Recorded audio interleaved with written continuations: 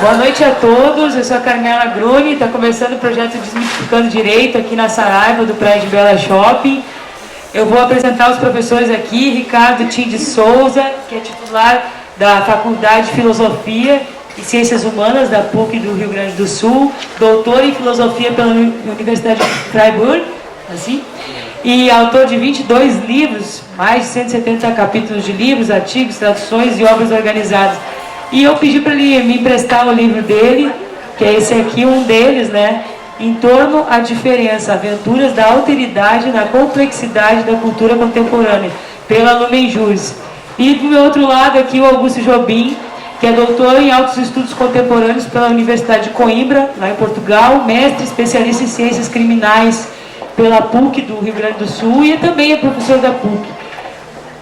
A ideia da atividade hoje, marcando também um pouco o 11 de setembro, é abordar a questão do terrorismo e os direitos humanos, né? Uma reflexão sobre a estética do choque.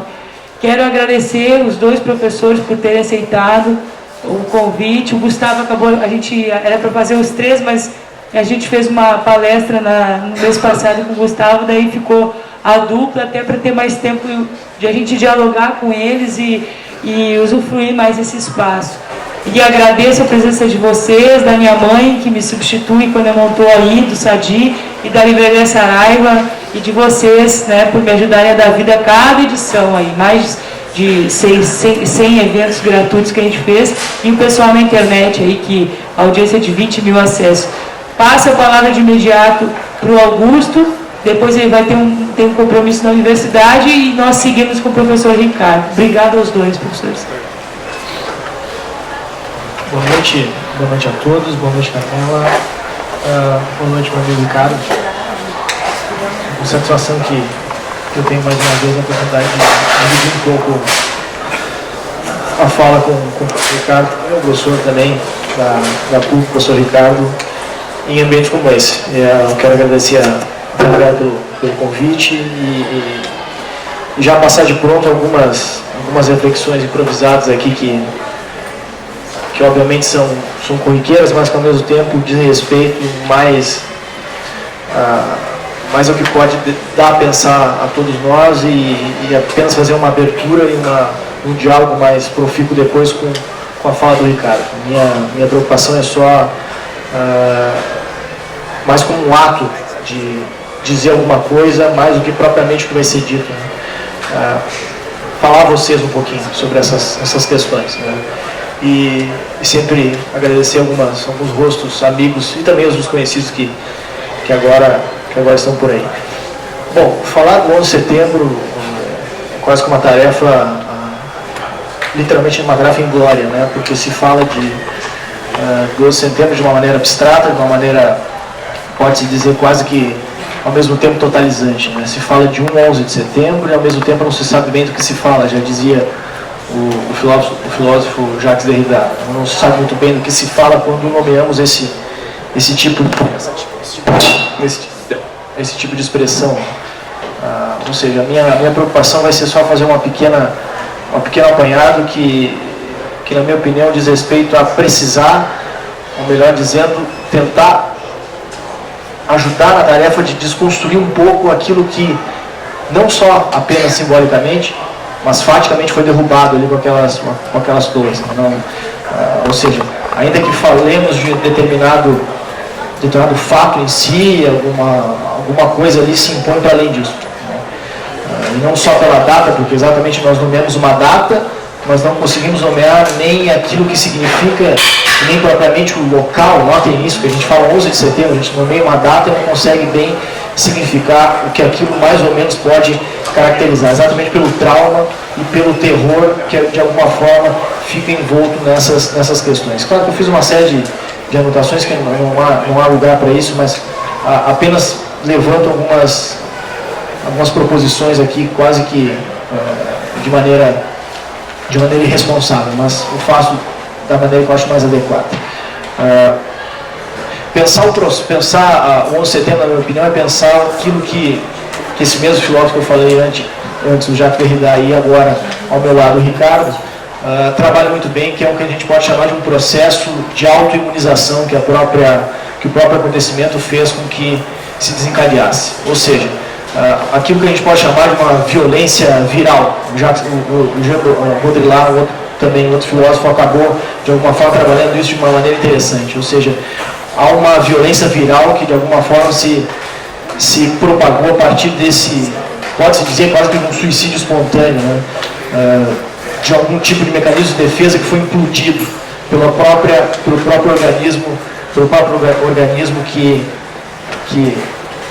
de alguma forma propõe a sua defesa. Ou seja, há uma corrosão naquilo que poderia imunizarmos de alguma coisa, né?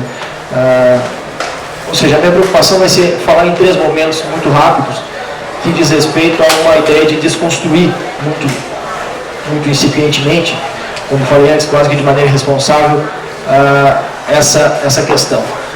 De novo, não estou sendo redundante, quero ser repetitivo exatamente para frisar aquilo que na minha opinião interessa. Falamos de 11 de setembro e da mesma forma falamos de algo que não sabemos do que nomeamos. De novo, nós estamos falando do golpe no Chile, que também ocorreu no 11 de setembro, nós estamos falando de outros acontecimentos que acontecem em outras proporções, em outras escalas, em outras dimensões. Falamos disso, mas ao mesmo tempo não sabemos o que nomeamos. Na minha opinião, vai interessar falar o que se desdobra a partir disso. O que eu poderia chamar pontualmente, esse é meu recado, se eu posso dizer dessa forma, sob o ponto de vista psicanalítico, do ponto de vista psicológico, se quiser, pensar o que eu posso tentar expressar como uma ideia de temporalidade desse trauma que se vivenciou em 2001. Né? Ou seja, uma experiência traumática que obviamente evoca a ideia de terror, e evoca aquela ideia de alguma coisa que não pode ser apreendida, já falei isso, mas que fundamentalmente fere muito mais do que aquilo que passou ou aquilo que permanece, aquilo que se pode dizer do porvir, né, o futuro. Na minha opinião, o que importa nesse ponto muito particular do debate que se trata em terrorismo e direitos humanos é pensar sobre esse ponto de vista, ou seja, sobre o ponto de vista da chamada temporalidade do trauma, ou seja, o que o futuro nos aguarda em função desse rasgo, desse momento, dessa ferida que foi aberta em 2001. Ou seja, o que ficou dessa impressão, o que deve parar dessa impressão? O que me parece muito claro e me importa isso de forma muito radical, é destacar o círculo vicioso que a partir disso se desencadeou, ou seja, o círculo vicioso a partir da repressão. Né? A repressão que foi desencadeada a partir daquilo que se reproduziu justamente, supostamente, para pretender desarmar aquilo que foi aqueles atos supostamente ditos terroristas. E notem que, novamente, o conceito serve muito facilmente, serve muito oportunisticamente para ser apropriado, já que ele é enigmático, é instável semanticamente, obviamente se torna útil para estabelecer algum tipo de legitimidade por quem ou por aqueles que têm o poder para determinar essa tendência. Né? Ou seja, aquilo que é uma tendência, na verdade, quase que natural de repetição, e nós falamos de 11 de setembro quase que como se fosse um mantra, né? Isso acaba sendo veiculado com uma potência enorme, uma potência destrutiva. E é isso, na minha opinião, que importa verificar. Né? Aquilo que fere, na verdade, e aquilo que deixa aberto para o futuro. Ou seja, há quase que, na minha opinião, e aí talvez tentando conectar algumas ideias sobre vários autores que trabalharam essa temática, não só o Jean Baudrillard, mas fundamentalmente Jacques Derrida, mas também, se pegarmos o Noam Chomsky, que também se trabalha de alguma forma nesse sentido, é perceber o quanto que há de perversão nessa história toda, né? O quanto há de perversão pode dizer, nesse sinal de autoimunização que essa série de fenômenos, né, vinculada ali pontualmente numa data de 11 de setembro, acabou desencadeando um interesse. Na minha opinião, então, só para tentar arrematar isso, para não ficar muito aberto e só tentar levantar a pedra para o Ricardo, que eu já peço desculpa por não poder ficar para ouvi-lo, e nem para debater com os senhores exatamente em virtude desse compromisso que eu tenho na universidade. Mas o importante, na minha opinião, é deixar registrado, gostaria de deixar registrado uma coisa, né? Quando trabalhamos com conceitos quase que auto-evidentes, né, de terrorismo, ou de guerra ao terrorismo, o que mais ou menos nós podemos vincular é uma repetição, e quase que entramos em catarse, né, repetindo, quase que para amortizar um certo trauma, e evidentemente a gente aprende a lidar com aquilo de forma retrospectiva, né? Então por isso que nós repetimos e seguimos tentando suportar, por isso que a gente fala o tempo inteiro sobre isso. Mas o que mais me importa, na opinião, é exatamente essa ferida, né, aberta na temporalidade, ou seja, naquilo que se dá para o futuro, né? E o que se dá para o futuro é exatamente desenrolar, vamos dizer assim, o desencadeamento desse ciclo vicioso de repressão, né? E aí sim, claro, eu gostaria de falar ao menos umas 2 palavras sobre esse círculo vicioso, na minha opinião, da perversão ou da repressão, esse círculo perverso da repressão, auto-imunitária, né, que o Derrida também falou sobre isso, que acaba sendo alvo, na minha opinião, de uma leitura um pouco mais responsável sobre esse tema. Quando eu falo de perversão, eu falo literalmente de um álibi perfeito, que foi associado e vem sendo associado com esses termos como guerra ao terror, ou se quiserem, terrorismo, etc., facilmente apropriáveis, né, por quem quer que vincule uma posição de poder, apropria-se quase que de forma inconsciente isso, né, mas é fundamental ter em vista uma ideia que foi desencadeada por esse trauma, por esse terror que vincula o próprio trauma, que é fundamentalmente uma compaixão por si, que foi o que desencadeou de alguma forma na sociedade americana e que por adesão em todo o a dita cultura ocidental, etc., por mais instável que seja esse conceito, e inapreensível que sejam todos esses conceitos, mas a compaixão por si nada mais é do que um anverso, na minha opinião, de uma certa arrogância, né? E exatamente chorou e chora-se o tempo inteiro exatamente porque se ainda se está numa posição de mais forte, né? Os Estados Unidos acaba de alguma forma corporificando isso, e isso acaba representando o que a gente pode dizer como um álibi perfeito, né? Os Estados Unidos como uma alegoria universal dessa potência autossuficiente, né? Acaba de alguma forma tendo a sua, pode ser fantasia, o seu fantasma realizado, e teve o seu fantasma realizado nesse evento dito com a impressão de ser único. Essa foi a impressão que nos passou, né, e que ficou encravada ou incrustada no nosso pensamento, que isso foi um acontecimento único, logo um acontecimento inapreensível, um acontecimento que não recolhe nenhum tipo de, não pode conter nenhum tipo de significação nenhuma. É importante isso, é importante pensar isso. Então, para encerrar, eu só gostaria de, ao passar a palavra para o Ricardo, agradecer, acho que eu quero agradecer mais uma vez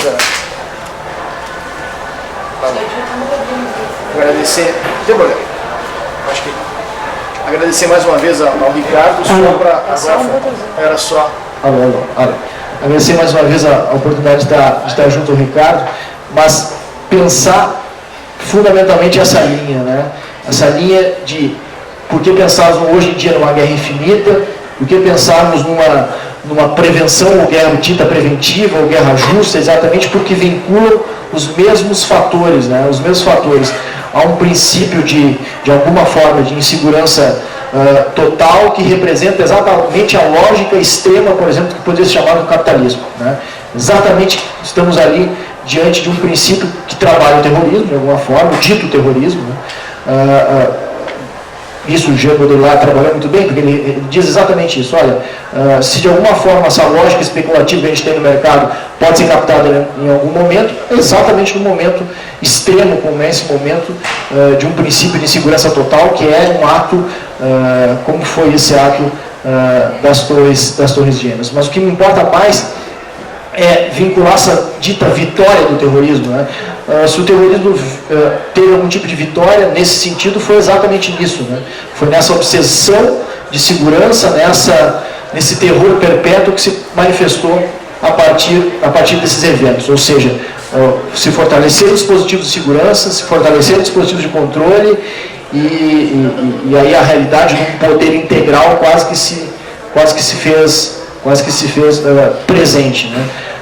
O que a gente poderia discutir se exatamente não é isso, a própria fragilidade do sistema. Ou seja, para encerrar, se pudesse dar uma frase, né, seria exatamente essa, né? É preciso destruir, eu já disse isso no início, né? É preciso tentar destruir aquilo que de alguma forma foi derrubado, né? Então eu acho que é isso que é o meu recado pensar esses processos autoimunitários e esses estados de não guerra, como a gente pode dizer, que de alguma forma representaram esse o epíteto da minha fala, estados de não guerra, né? Estados de prevenção a todo preço, que se desencadearam a partir disso, nada mais representa, na minha opinião, do que hoje em dia se vivenciar a familiaridade do próprio terror, né? Então, estados de não guerra, familiaridades de estados de terror. Eu acho que isso é que cabe, na minha opinião, pensar a respeito. Muito obrigado pela atenção de vocês.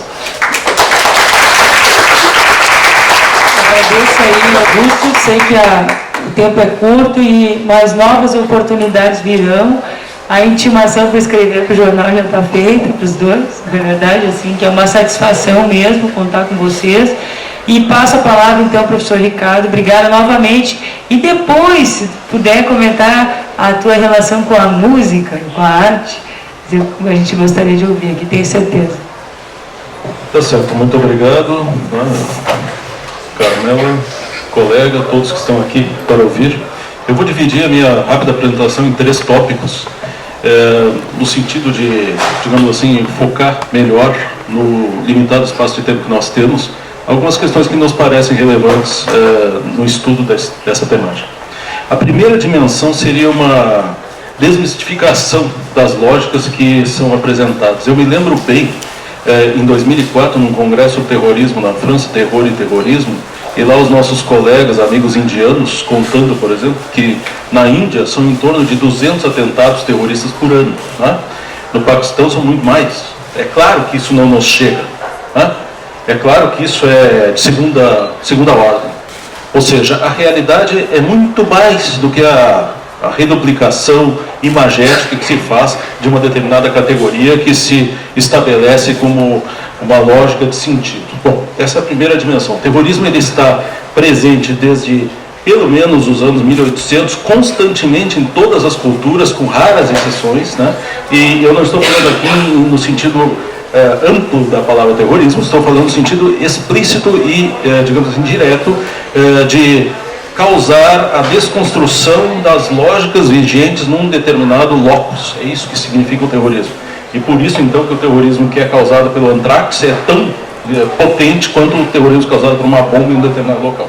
Porque ele, na verdade, tem como objetivo destruir a naturalidade dos processos, né? Então, cada um de nós que viaja pelo mundo sabe muito bem toda aquela paranoia que se cria em função disso, mas, e aí vem a nossa questão real, né? Que se trata, então, de uma dimensão, de um ponto, de uma situação pontual que aí se cria. O que é importante também colocar é o seguinte, na verdade, aquilo que é o mais aterrorizante para o centro do poder, o centro do mundo, naquele atentado específico, não é provavelmente aquilo que deve ter reverberado no interior de cada um de vocês, que ao ter aquelas notícias, ao ver aquelas notícias, naquele primeiro momento deve ter pensado se era mais um filme ou se era realidade.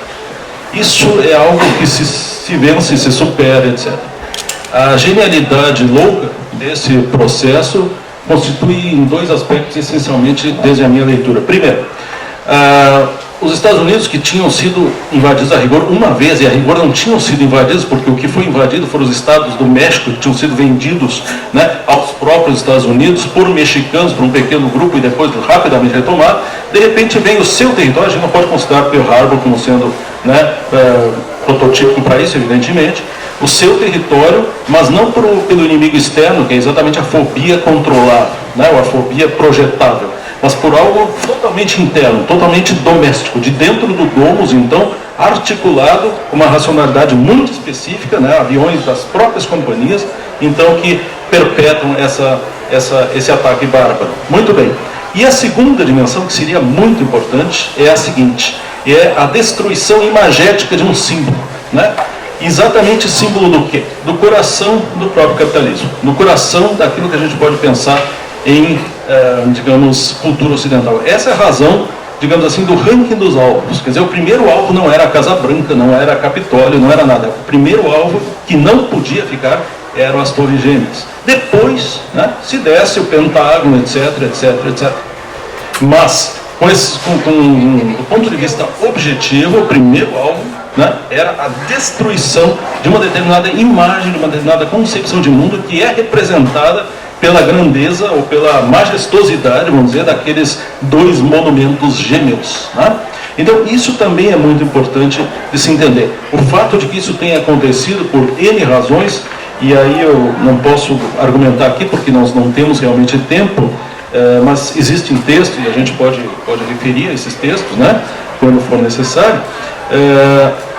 O fato desse aspecto, ele deve ser muito bem levado em consideração quando a gente pensa o tipo de reação, digamos assim, fóbica que se cria. Então, não vamos confundir o nosso terrorismo empático, a nossa visão do horror empático, tal como nós a sentimos aqui, com aquilo que foi, então, transformado do ponto de vista de percepção de uma fenda no narcisismo dessa autorreferência, tal como o professor Augusto aqui falou, e que se transforma, então, evidentemente, num álibi para perseguição, né? Nós temos isso mais do que sabido, né? Nós temos, em função disso, muito lucro, né? O lucro foi fantástico. Quer dizer, nós estamos aí, então, exatamente na ponta de algo que é previsto desde sempre. O capitalismo se recria a partir das suas crises. E essa talvez tenha sido a crise mais pontual e mais reverberante, não obstante toda a não aparência de uma crise capitalista. Para nós, crise capitalista, a crise de 1929, a crise de 2008, a de 73, não, isso foi uma crise do capitalismo, né? Do ponto de vista, não estou aqui tentando pensar as razões dos terroristas, estou aqui tentando pensar aquilo que significou o rebote daquela destruição imagética que significou aquelas coisas. O que quer dizer com destruição imagética? Há uma desconjunção da própria imagem. Quer dizer, vamos dizer que nós, dia 13 de setembro ou 15 de setembro, estivéssemos fora, sei lá, em algum local no interior da mata, etc., não soubéssemos que tinha havido aquilo, passaríamos por uma cidade aí grande, tinha lá um cartaz, viagem para Nova York, e lá estavam as torres. Ou seja, houve um gap, criou-se um gap entre a realidade e aquilo que é figurado como sendo a realidade. Então, uma criança pequena iria ver aquilo e iria não entender como é que algo que não existe está ali, colocado com efeito de realidade. Não se trata de conto de fada. Então, o fato de haver atingido isso, por um lado, foi extremamente profundo e chegou provavelmente, porque eu realmente não conheço qual é a lógica, né, dos perpetradores desse ato, exatamente, provavelmente aquilo que eles mais desejariam, né, aquele buraco, aquela ausência onde algo havia estado presente, e por outro lado, permitiu um rebote de uma extrema violência, e que esse então fica diluído ao longo da história, né? Porque de lá para cá a gente sabe, teria que fazer uma cuidadosa recontagem dos fatos que se sucederam a partir daí. Mas, gente, o que talvez fosse importante aqui também a gente considerar é que esses fatos não acontecem por algum acaso histórico, né? Existem causalidades que muitas vezes a gente não vai perceber. Evidentemente, nós estamos lidando aqui com situações muito complexas, né? Dada a questão geopolítica internacional, nós sabemos muito bem que o Bin Laden foi alguém que teve ali as amizades norte-americanas, nós sabemos muito bem dos negócios dele com certas pessoas do Texas. Então, isso é um termo assim, que fica quase, digamos assim, inalcançável para a gente poder dominar todas as variáveis presentes. Agora, o que sim a gente pode fazer é perceber alguma coisa de bem profundo que toda essa situação e todo esse conflito e todo esse desgaste pontual, vamos dizer assim, pontual porque acontece no período de 2 horas, num determinado dia, né, significam, esse desgaste ele tem uma gestação, independente de qualquer outro elemento. A recepção dessa forma, tal como se deu e tal como nós a recebemos, tal como foi nos vendido esse processo, né, e tal como nós de alguma forma empatizamos, no sentido de estarmos, né, comovidos justamente com todo aquele horror, né, tem aí uma lógica que sustenta. E essa lógica talvez pudesse ser rapidamente esboçada nos seguintes termos. Né? Tempo houve onde as catástrofes eram mais raras. Né? Nunca houve a falta de catástrofe na história do pensamento, na história da civilização, e aqui nós estamos circunscrevendo a civilização ocidental. Né? É claro, porque está mais próximo e porque aqui nesse momento está nos dando principalmente respeito. Observe-se que, na verdade, desde catástrofes naturais, né, você sabe que Voltaire perdeu o seu otimismo quando Lisboa foi arrasada por um terremoto. Né? Essa situação de naturalidade, ao mesmo tempo de uma naturalidade contra a própria razão, pela impossibilidade de realmente localizar as causas desse processo, digamos assim, de degradação de uma ideia de bondade, onde as coisas todas estivessem, digamos assim, bem coordenadas e bem arrumadas, aconteceu desde sempre na nossa civilização. O que agora muda em relação, especialmente ao século XX? Né? O que muda em relação ao século XX é uma outra perspectiva, onde um colega nosso, né, costuma utilizar o termo, o professor Márcio Seligman Silva, de catástrofe difusa. Quer dizer, o fato de que nós possamos conviver com aquilo que a gente chama, possamos cair numa contradição lógica. Eu vou dar o exemplo para vocês aqui. Nós dizemos que tal situação é insuportável, né? E não obstante nós suportamos isso. E até descrevemos, quer dizer, nós entramos numa espécie de contradição, porque se é insuportável, como é que nós conseguimos suportar? A explicação disso está então numa projeção mental da insuportabilidade daquilo que a torna possível de ser suportado. O que agora acontece a partir de meados do século XIX que vai confluir, né, em dois momentos especificamente no século XX? Né? Nós temos duas destruições integrais. Vamos entender o que eu quero dizer com isso se a gente fizer um rápido apanhado da história das guerras. Vamos pensar como foram as guerras desde a Idade da Pedra até 1850, 1860. O que é acabar? Primeiro havia as tentativas de tratar de paz, a dominação de um povo pelo outro, né, o avanço de um grupo sobre outro, né, de um país, etc. Se travavam as batalhas e uma vez então um derrotado, havia capitulação e aí se seguia a vida. Né? Isso aconteceu pelo menos até 1850. Eram geralmente guerras em campo aberto, aquelas guerras napoleônicas são prototípicas para isso. O que nós temos a partir da Primeira e da Segunda Guerras Mundiais?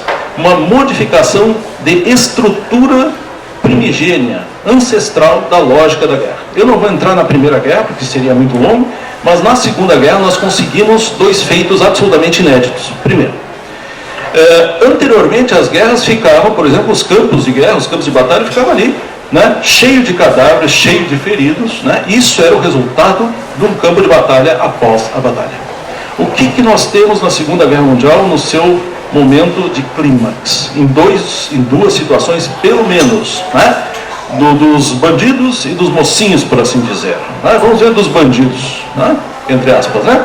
Os bandidos fazem um milagre, porque todo inimigo de alguém ou de alguém de um outro grupo não o tinha transformado em nada, não o tinha natificado. Sobravam os cadáveres, sobravam as viúvas que ganhavam então as suas pensões, sobravam os filhos, poupava-se muitas vezes as crianças. Né? As guerras antigas então se vendiam como escravos. Era assim a lógica, mais ou menos. Ora, na Segunda Guerra, no momento que também é integral à própria Segunda Guerra, se transforma o inimigo, e aqui não é o inimigo declarado, mas é o próprio álibi, em boa parte da lógica de constituição de uma guerra, se transforma o inimigo em fumaça. Nós sabemos do que eu estou falando. Num campo de concentração, se concentra, se extermina e se aniquila, e o que sobra é fumaça. Né? Eu estou falando aí dos nazistas. E para a gente não ficar muito feliz e pensar que o outro lado é um lado bonzinho, vamos imaginar o que houve após a guerra. Porque, de fato, a Alemanha tinha capitulado em abril e o Japão estava encaminhando o seu processo de capitulação quando, né, para que se estabelecesse a nova ordem geopolítica do mundo, né, se larga duas bombas atômicas, né, e se destrói duas cidades, uma por acaso. Uma foi escolhida em função de que era visível. Né? Os aviões naquele tempo não tinham GPS, não tinham coisa nenhuma, eles tinham que ver onde é que estavam largando as bombas. Né? A bomba explode numa determinada altura, né? E tudo que está a partir daquele epicentro numa certa distância transformado no seu nível molecular, né? Então pessoas que estavam no asfalto viram uma mancha azul, por exemplo, não é? Então é realmente impressionante. Se conseguiu nessas guerras fazer o que nunca guerra nenhuma tinha conseguido, ou seja, transformar o inimigo, o outro, em nada. E não foi só, né, os bandidos, mas também os mocinhos. Eu estou aqui, obviamente, ironizando. Ora, gente, esse é o clima que nós vivemos. Nós conseguimos descobrir que isso é possível. Não é uma geração lá do tempo das cavernas que fez isso. Não, a geração dos nossos pais acompanhou isso. A geração dos nossos avós acompanhou isso. Eventualmente, alguma pessoa mais idosa acompanhou isso em algum sentido. Então, observem bem.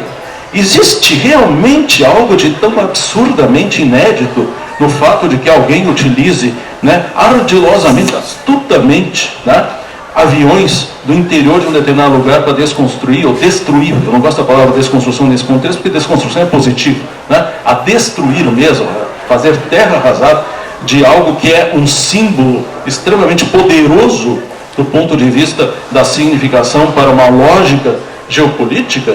Eu não vejo essa distância tão absurda. Eu acredito que essa distância tão absurda entre o que acontece, por exemplo, e foi apenas exemplo, né? Foi apenas exemplo. A gente podia pegar aqui, na época da Guerra do Vietnã, o Napalm, etc., os desfolhantes usados, e o que aquilo significou, né, para aqueles que receberam aquilo na pele. Vocês todos conhecem fotografias icônicas a respeito desse processo. Eu peguei apenas um exemplo, porque são exemplos, digamos assim, fulcrais. Quer dizer, há uma linha de continuidade entre a efervescência de uma lógica de exclusão da alteridade, né, e aquilo a que se chegou na Segunda Guerra, e por extensão vai se chegar provavelmente em outros sentidos, em muitos outros sentidos também. A tal ponto que tudo que se falava logo após, eu acompanhei muitas notícias logo após, né, o acontecimento de 11 de setembro nos Estados Unidos, tudo que se falava era de irracionalidade, ou seja, ignorando profundamente a profunda racionalidade que está no interior daquele grupo que então perpetra aquele ato, não deslocadamente, mas com planejamento estrito e observante, e portanto absolutamente, digamos assim, claro e racional. É uma outra racionalidade, mas que ninguém diga que é irracional. Quer dizer, o fato de nós atribuirmos a isso a uma irracionalidade trai uma vontade que nós tínhamos de que racionalidade e bondade estivessem aglutinadas. Ora, nós deveríamos ter descoberto isso há muito tempo já, que elas não estão articuladas, tá? Então, na verdade, o que nós temos é uma situação, eu chamo isso de status questiones. Então, por isso que eu trouxe o livro, porque aqui está, então, digamos assim, o estado da questão está colocado aí, mas também no meu blog está, basta digitar lá no Google, vai aparecer, tem texto livre para quem tiver algum interesse em ler sobre isso, tá? Esse é o status questiones que nós temos. Então, não vamos talvez cair na tentação de nos surpreendermos ainda com alguma coisa.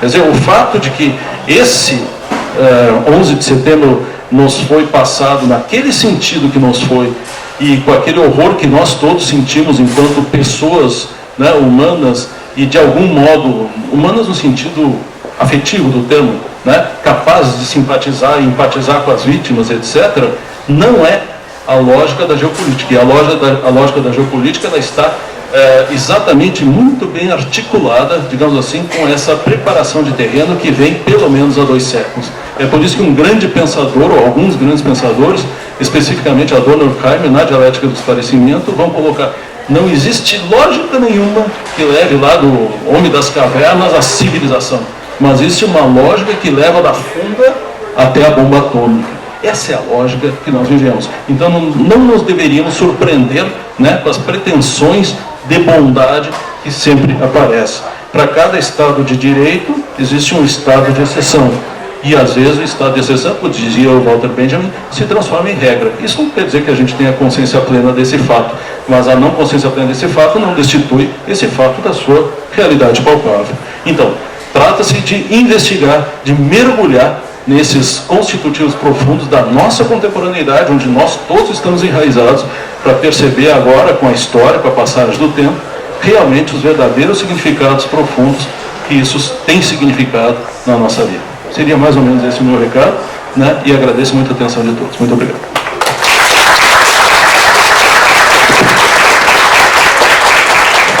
Eu agradeço e vou mexendo junto com a câmera para primeiro perguntar se alguém já quer começar a fazer alguma pergunta.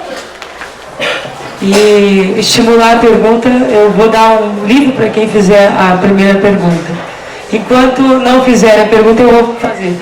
Professor, como o senhor acha que, agradecendo, professor, a sua fala, como o senhor acha que poderíamos pensar a construção de uma cultura do direito, não por essa tendência que a gente tem de conflito, como mediação de conflito, que é uma cultura que a gente liga muito, é uma coisa que eu sempre coloco no jornal, de estar judicializando a vida, de justiça ser sinônimo de poder judiciário, e como isso pode ser visto no aspecto internacional. Com essas ideias. Aqui na plateia tem um professor que costuma dizer: a primeira coisa que teria que fazer é separar o direito da justiça. São duas coisas muito diferentes. Aí na plateia tem um que diz isso, né? Se nós não temos consciência disso, todo o resto é perdido. Nós pensamos, né, que inferencialmente ou consequencialisticamente nós poderíamos deduzir de algo um outro algo que estaria articuladamente, logicamente, afeito a essa coisa, né? Na verdade, o que acontece é que a juridicialização da vida, se a gente assim pudesse chamar, né, ela ocupa todos os espaços e ela então se transforma numa imagem, exatamente numa imagem reduplicada, na qual muitas vezes, digamos assim, existe o convite para que nós nos transfiramos para lá, né? Então eu gosto, por exemplo, de trabalhar aí com elementos de abolicionismo, né, de justiça restaurativa, mas eu não gosto desse nome restaurativo. Restaurar o quê? Eu gosto de justiça instaurativa, é aquela que instaura. Quer dizer, nós brigamos, né? Vamos supor, nós brigamos. Tivemos alguma questão que chegou, né? Bom, rompeu-se um elo, que elo é esse, né? Ora, no momento do encontro, que eu chamo instaurativo, nós vamos instaurar uma nova ligação de realidade, uma nova relação que nunca houve antes. Portanto, nós não estamos remendando nada, nós estamos criando realmente, de fato.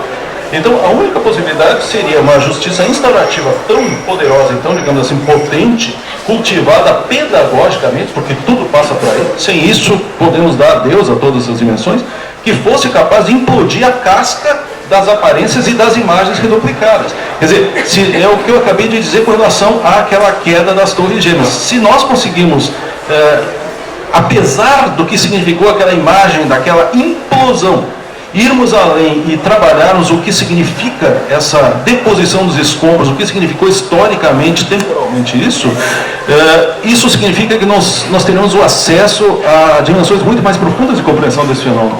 Exatamente a mesma coisa se aplica no dia a dia, porque a catástrofe ela é difusa. Então, na verdade, nós temos aqui em Porto Alegre aquele presídio medonho, né? Até nós estávamos conversando sobre isso antes, né? As pessoas normalmente não sabem disso, né? Existem bloqueios mentais que fazem com que certas coisas existam e certas não existam. Ora, quando nós não seguimos a lógica benjaminiana de que todos os fatos deveriam ser uma manchete e nós fazemos opções, ou alguém faz opções por nós, nós estamos então